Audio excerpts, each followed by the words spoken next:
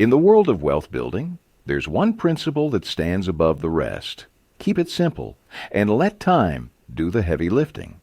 Before you dive into the complex world of stock picking, trading strategies, and market predictions, you must understand one essential truth. Successful investing doesn't have to be complicated. In fact, according to one of the greatest minds in finance, simplicity is the most powerful strategy of all. Welcome to Audiobook 101, where we don't just summarize books. We bring their lessons to life, helping you apply them practically and meaningfully. Today, we explore The Little Book of Common Sense Investing by John C. Bogle, the legendary founder of the Vanguard Group, one of the world's largest investment firms, managing over $5.3 trillion in assets. Yes, trillion with a T. John Bogle didn't just build an investment empire. He changed the way millions of people invest by introducing the index fund, a low-cost, long-term, no-nonsense way to grow wealth steadily and securely. In this summary, we'll uncover why this approach outperforms most mutual funds, how it saves you from hidden costs and poor decisions, and how anyone, even with little experience, can start building wealth with confidence. Even Warren Buffett, one of the world's richest and most respected investors, believed in Bogle's philosophy so much that he placed a $1 million bet against a hedge fund firm, wagering that a simple index fund would earn better returns over 10 years than a portfolio of expensive hedge funds. The result? Common sense won. If you've ever felt confused or intimidated by investing, if you've wondered where to begin, what to trust, or how to protect your hard-earned money, this summary is for you. So get ready, because by the end of this journey, you'll understand why Bogle's simple strategy may be the smartest move you ever make with your money. Let's begin. Don't let a winner's game become a loser's game. This powerful warning from John C. Bogle lies at the heart of the Little Book of Common Sense Investing. Investing, at its core, is a winner's game when played with discipline, patience, and long-term vision. But once we start chasing hot tips, timing the market, or paying high fees to fund managers, we turn that winning game into a losing one. In this part of the book, we explore why index funds consistently outperform mutual funds, especially over the long haul. Let's start by understanding how investing works. When a business needs capital to grow, one common strategy is to offer ownership to the public by issuing shares. Suppose a company decides to offer 10% of its ownership in the form of 100,000 shares. Anyone who buys those shares becomes a partial owner, hoping that the value of the shares will rise over time and generate profit. Many people invest in stocks expecting better returns than what traditional savings accounts or fixed deposits offer. But here's the challenge. Choosing the right companies to invest in isn't easy. It requires research, analysis, and a deep understanding of the market. That's why many investors turn to mutual funds, which are professionally managed investment pools. Here's how they work. A fund manager collects money from thousands of investors and invests it across a range of companies, choosing what they believe are the best opportunities for growth. Let's say you invest $1,000, someone else invests $5,000, and many others do the same. The fund manager combines all that money and spreads it across different companies. The gains, or losses, are then shared proportionally among all the investors. This strategy helps reduce risk through diversification. Sounds great, right? But here's the catch. Most mutual funds don't actually perform as well as they claim. In fact, over time, they often fail to beat the market. Why? Because of high management fees, frequent trading, and human error. All of this quietly chips away at your returns. That's where index funds come in. And this is where John Bogle changed everything. An index fund works similarly to a mutual fund, but with one crucial difference. It doesn't try to beat the market. It simply tracks it. For example, the S&P 500 in the United States includes the 500 largest publicly traded companies. An S&P 500 index fund automatically invests in those companies in the same proportion as their market value. In India, a similar example is the Nifty 50, which includes the country's top 50 companies. No guessing, no predictions, no fund managers trying to outsmart the market. Just a simple, low-cost way to own a piece of the entire market. And that's Bogle's point. Over the long run, index funds consistently outperform actively managed funds. The data doesn't lie. Even the most experienced fund managers, with all their tools and insights, struggle to beat the market after accounting for costs and taxes. So, if you're someone who wants to grow wealth without unnecessary risk, complexity, or fees, index investing might be your smartest financial decision. Now let's dive deeper into why this works and how it can work for you. A parable. Let's begin with a simple story. A parable that captures the core of John Bogle's investing philosophy. There once was a wealthy and united family called the Gottrox family. This family was incredibly rich because, collectively, they owned every single share of every company in the U.S. stock market. Whenever a new company went public to raise funds, the Gottrox family would invest. As these companies grew, the family's wealth grew with them. Everyone in the family was prospering and happy. But then, something changed. A few family members began listening to financial experts. These experts suggested a clever strategy. Sell some of their shares to their cousins, and in return, buy shares of companies that were expected to perform better. The idea was that only the smartest family members, the ones making the right trades, would benefit more than the others. At first, this sounded like a good plan. But surprisingly, their overall returns began to drop. Why? Because those so-called experts didn't work for free. They charged commissions for every trade, and over time, these costs added up. Still, instead of stepping back, the family doubled down. They thought, maybe we need more experts, smarter ones with even better strategies. So they hired professional fund managers, paid them management fees, and let them take over their investment decisions. But the problem only got worse. These managers, in an attempt to justify their fees and boost their own income, began trading constantly, buying and selling even when it wasn't necessary. Each trade came with more commissions, more taxes, and more costs. The result? The Gottrox family, who once passively owned the entire market and enjoyed pure, long-term growth, now found their wealth shrinking. Their investment returns were being eaten away by fees, commissions, and overmanagement. In fact, some family members even faced significant losses. Eventually, they realized the painful truth.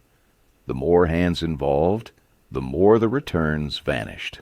They had turned a simple winning system into a complex losing one. Bogle uses this parable to send a clear message. Most investors don't need to chase experts, time the market, or constantly trade. Instead, they should simply invest in a low-cost index fund that tracks their country's strongest companies and hold it for the long term. By doing so, like the original Gottrox family, you can let the natural growth of the market work in your favor, without paying a price for unnecessary advice or excessive management. Market behavior. If you've ever followed the stock market, you've probably noticed something curious. stock prices rise and fall constantly. But why does that happen? What really drives these fluctuations? According to John Bogle, there are two key factors that influence a stock's price. The first is the company's actual earnings, the real profits it generates. If a company grows and becomes more profitable, its stock price should rise. On the other hand, if its earnings fall, the stock price will likely drop. In a rational world, this would be the only thing that affects stock prices. But reality is rarely that simple. In the real world, emotions also play a huge role in the stock market. Investor confidence, fear, hype, and speculation can all affect how much people are willing to pay for a company's shares, even if the company's actual earnings haven't changed. This emotional component can be measured using something called the P/E ratio, or price-to-earnings ratio. Let's break it down with an example. Suppose you invest $100 in a company, and after 1 year, the company earns you $5 in profit. The P/E ratio is calculated by dividing the price by the earnings. In this case, P/E equals 100 divided by 5 equals 20. That means investors are willing to pay $20 for every dollar of earnings. Now imagine the P/E ratio rises to 50. That would mean investors are even more confident in the company and are now willing to pay $50 for every dollar of profit, believing its future performance will be even stronger. On the other hand, if the P/E ratio drops, it means investor confidence has declined. They're now less willing to invest large sums for the same level of earnings. So the two main forces that move stock prices are 1. The company's actual earnings, and 2. The emotions and expectations of investors, captured in the P/E ratio. When a company delivers strong products or services and grows its profits, that creates real value. But when people's optimism or pessimism shifts, prices can swing wildly, even if nothing has changed fundamentally. Here's the important takeaway Bogle wants us to understand. In the short term, emotions can cause prices to move unpredictably. But in the long run, the stock price always reflects the true earning power of the company. Over time, the numbers win, not the noise. That's why Bogle encourages us not to get distracted by temporary market movements or investor hype. Instead, focus on the real driver of long-term returns, the actual performance of the businesses you invest in. How most investors turn a winner's game into a loser's game. John Bogle makes a bold but simple claim. The average return earned by all investors collectively will always equal the return of the stock market itself. After all, the market is just the total sum of all investors and their money. Nothing more, nothing less. But here's the catch. Individual investor returns often fall short of the market's return. Why? Because of fees, commissions, and unnecessary interference. Let's break this down. If investors were to simply buy and hold a broad market index fund, they would receive the full market return. No more, no less. But when some investors choose to go through active fund managers, they pay a price: management fees, advisory charges, and trading costs. These fees eat directly into their returns. To understand how big this impact can be, let's look at an example. Imagine a stock market that gives an average annual return of 8% over a 50-year period, a reasonable assumption based on historical data. Now, suppose a young investor starts putting money into the market at age 22 and continues investing until retirement at 65. That's a 43-year investment horizon, which realistically isn't unusual, since most people save for retirement or long-term goals over decades. Now let's say this person invests a one-time amount of $100,000. If they simply invest in a low-cost index fund and let it grow at 8% per year, by age 65, they would have nearly $4.6 million. But here's what happens if that same person chooses an actively managed mutual fund that charges a 2.5% annual fee. That fee might not sound like much, but it reduces the net return to 5.5% per year. At that rate, after 43 years, their investment would grow to only $1.4 million. That's a difference of more than $3 million, or over 300% more, just because of fees. This is what Bogle means when he says costs matter. The financial industry often hides behind complex language and flashy promises, but at the end of the day, even a small percentage lost every year adds up to massive losses over time. So, what's the lesson? Don't give away your returns. Don't turn a game you are likely to win by simply staying invested into a game you lose because of avoidable costs. Stick with low-cost index funds, stay the course, and let compounding do its magic. Taxes are costs too. There's a saying in the investment world, the more motion there is, the lower your return will be. In simple terms, the more you buy and sell investments, the more you pay in taxes. Every time you sell a fund or stock for a profit, it's considered income, and the government takes a portion of it in the form of capital gains tax. Over time, these taxes quietly chip away at your wealth. Now, actively managed mutual funds are especially prone to this problem. Fund managers frequently buy and sell shares, trying to chase performance. Whenever they believe another company might do better, they sell your holdings and shift your money into something else. Each of those transactions can create taxable events, even if you never personally cashed out.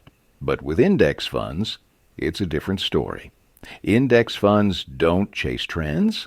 They stick to a predefined set of companies based on an index, like the S&P 500 in the U.S. And because they don't trade in and out of stocks frequently, they naturally generate fewer taxable events. That means lower taxes for the investor. Let's understand the difference with an example. Over a 25-year period, the average annual return of U.S. equity mutual funds was about 10%. During the same time, the S&P 500 index delivered an average return of 12.3% per year. Now, because mutual funds trade actively, investors typically end up paying around 1.5% in taxes annually on gains. That brings their effective return down to 8.5%. In contrast, index funds, like the S&P 500, are far more tax efficient. They have minimal trading activity, resulting in average annual tax costs of just 0.6%. So instead of losing 1.5% to taxes each year, you only lose 0.6%. That brings the actual return to about 11.7% per year. This difference might seem small at first glance, but over time, it adds up dramatically. Let's say you invest $100,000 for 25 years. In an actively managed mutual fund earning 8.5% annually, your investment grows to about $617,000. In a low-cost index fund earning 11.7%, the same investment grows to around $1.49 million. That's a difference of more than $870,000, simply because one strategy minimized trading, taxes, and costs, while the other didn't. This is why John Bogle emphasizes fees and taxes are not just fine print. They are your real enemies when it comes to long-term investing. The less you give away in costs, the more wealth you keep for yourself. Selecting long-term winners. Now let's address the big question. Where should you actually invest your money? There's a famous saying that John Bogle loved. Don't look for the needle, buy the haystack. In other words, don't waste your time trying to find that one magical stock or fund that will outperform the market. Instead, buy the entire market. Own the haystack. Because in the long run, trying to beat the market is a loser's game. If you spend your time hunting for the handful of funds that might outperform the index, you'll most likely end up disappointed. Why not invest in the companies that are already proven winners, the ones that make up the market itself? This is exactly what an index fund does. To prove his point, Bogle shares some compelling data. Over a 36-year period, 355 new mutual funds were launched. But here's the reality check. 223 of them eventually shut down. More than two-thirds didn't survive. Of the remaining funds, 60 significantly underperformed compared to a simple index fund. 48 performed roughly the same, and only 24 outperformed the index. But even those 24 weren't consistent winners. Many of them only performed well in the early years, when the fund was small and easier to manage. As these funds grew in size, their performance dropped. Just as Warren Buffett once said, a fat wallet is the enemy of superior returns. When fund managers are managing large sums of money, they often lose the discipline and precision required to generate outstanding performance. So when all is said and done, only 3 mutual funds out of 355 consistently beat the index over the long term. That's less than 1%. Now, before you say, great, I'll just invest in those 3 funds. Here's the problem. No one knows in advance which funds will succeed. Not even the fund managers themselves. At the start, all 355 looked promising, but only a few survived, and no one could predict which ones would make it. That's why Bogle argues it's just common sense. If only 1% of mutual funds can beat the index in the long run, why not just invest in the index fund itself? Why gamble when you can own the entire market and win with it? Let's go back to the haystack. Searching for the needle, that one magical fund, is exhausting, uncertain, and costly.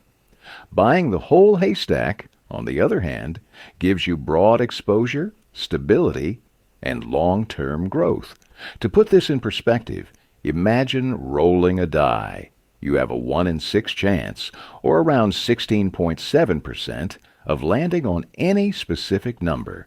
But in the world of mutual funds, your odds of beating the market are not even that good. They're less than 1%. Would you take that bet with your life savings? Or would you rather own the market, reduce your risk, cut your costs, and grow your wealth steadily? The choice is common sense. Focus on the lowest cost funds. By now it's clear, the more you pay in fees, the less you earn in returns.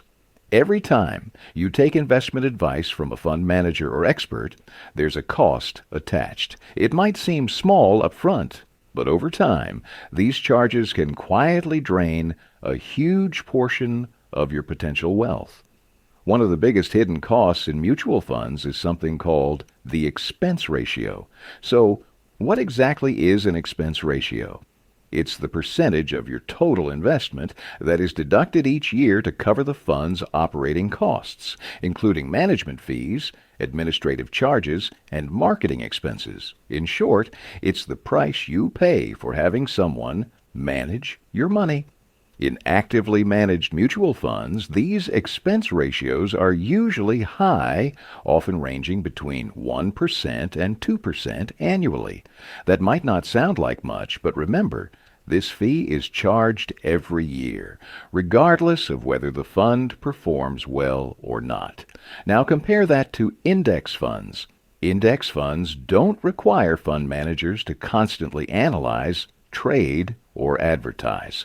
They simply track the market using a fixed set of rules.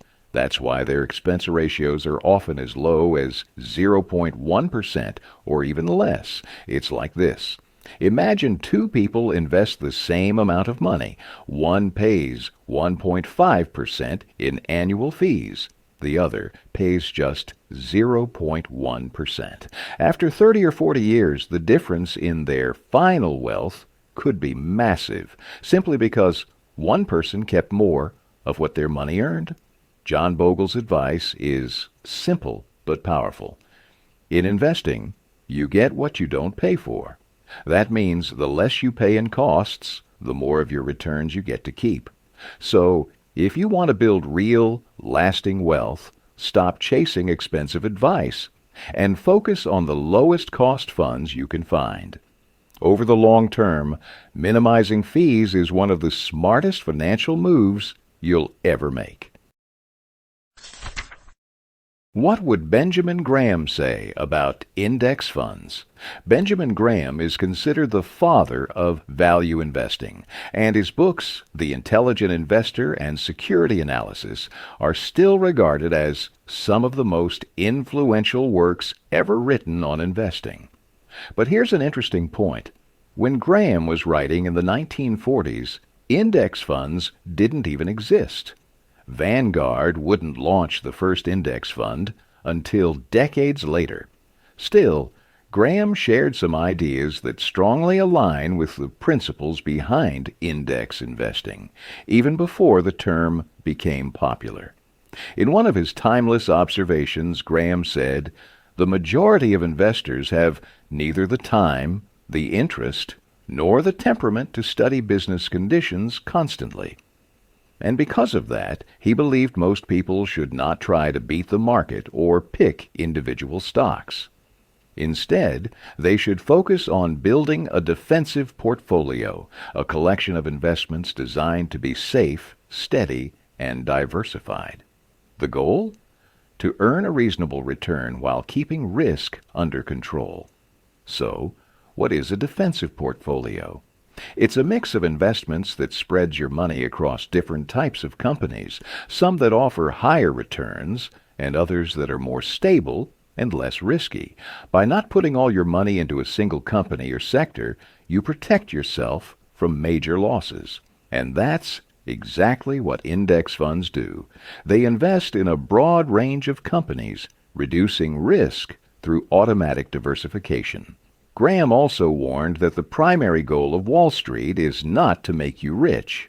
It's to generate revenue through commissions and fees. That's why the system encourages frequent trading, constant speculation, and the illusion of control. But Graham saw through that. He believed that you don't make money by jumping in and out of stocks, but by investing in solid companies and holding them for the long term. In short, even though he never directly mentioned index funds, Graham's advice perfectly supports the index investing philosophy. Keep costs low, minimize risk through diversification, avoid the trap of constant trading, focus on steady, long-term growth. John Bogle's approach may have come later, but it's built on the same foundation of discipline, patience, and common sense that Benjamin Graham preached decades earlier. Conclusion. Let's take a moment to reflect on what we've learned in this summary. We began by understanding the role of a fund manager, someone who invests money on behalf of others by selecting various companies they believe will perform well. This is the foundation of mutual funds, where large groups of people pool their money and the fund manager actively makes investment decisions based on their analysis. But managing a mutual fund requires constant decision-making, ongoing research, and frequent trading.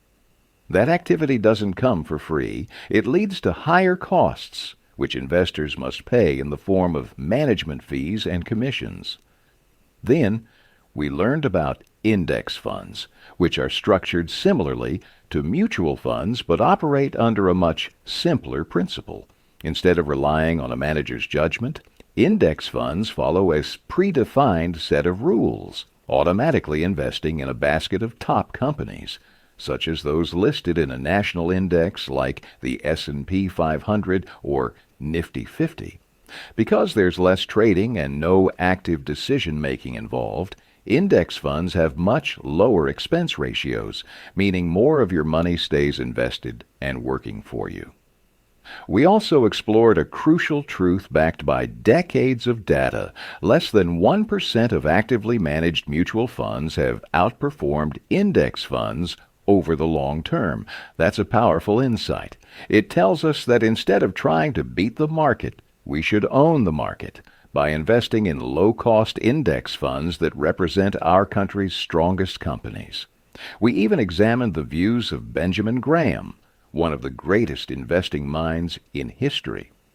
Although index funds didn't exist during his time, his advice to invest defensively, avoid speculation, and be satisfied with reasonable returns aligns perfectly with the principles of index investing. Graham also reminded us that the nature of the investment industry is built on commissions. Wall Street thrives when investors buy and sell frequently because that's how the system gets paid. But every time money changes hands, the investor loses a little more, and over time, those little losses add up. So now that you understand the logic behind these choices, the math, the history, and the common sense, you are better equipped to make smart, informed decisions about your money. Don't chase hype. Don't hand over your earnings in the form of unnecessary fees. Invest wisely. Invest simply. And most importantly, stay the course.